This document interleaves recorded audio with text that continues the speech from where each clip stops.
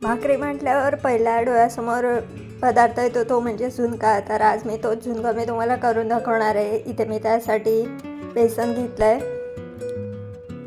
त्यात आता मी ह्यात सर्व साहित्य टाकणार आहे. सर्वप्रथम मी इथे छान चिरलेली कोथिंबीर, चवीपुरतं मीठ, किसलेलं खोबरं ॲड करते.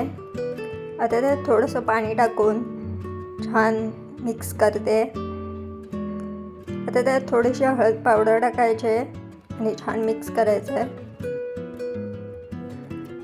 आता हे माझं मिश्रण रेडी आहे. मी इथे साईडला गॅस सुरू करते. त्यावर छान पॅनवर तेल गरम करायला ठेवते.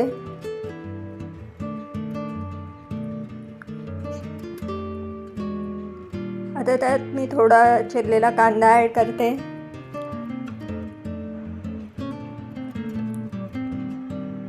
त्यात थोडीशी मिरची, लसूण आणि कढीपत्ता ॲड करते आणि थोडंसं हिंगसुद्धा ॲड करते. आता हे छान तेलावर परतून घेते.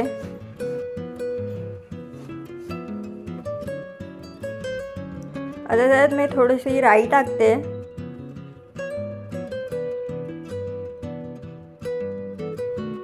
आता त्यात मी मगाशी तयार बेसनाचं मिश्रण केलेलं त्यात ॲड करते आणि छान आता हे यावर छान शिजून द्यायचं आहे मंद आचेवर. हे छान ह्यातलं पाणी छान पूर्ण आटलं पाहिजे.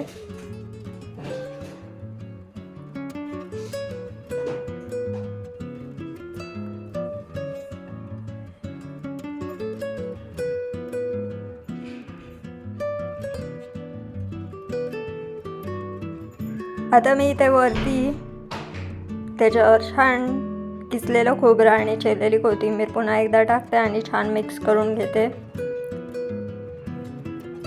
आता तुम्हाला दिसत असेल आपलं ते झुणका छान आळलेला आहे. त्यातलं सर्व पाणी छान निघून गेलेलं आहे.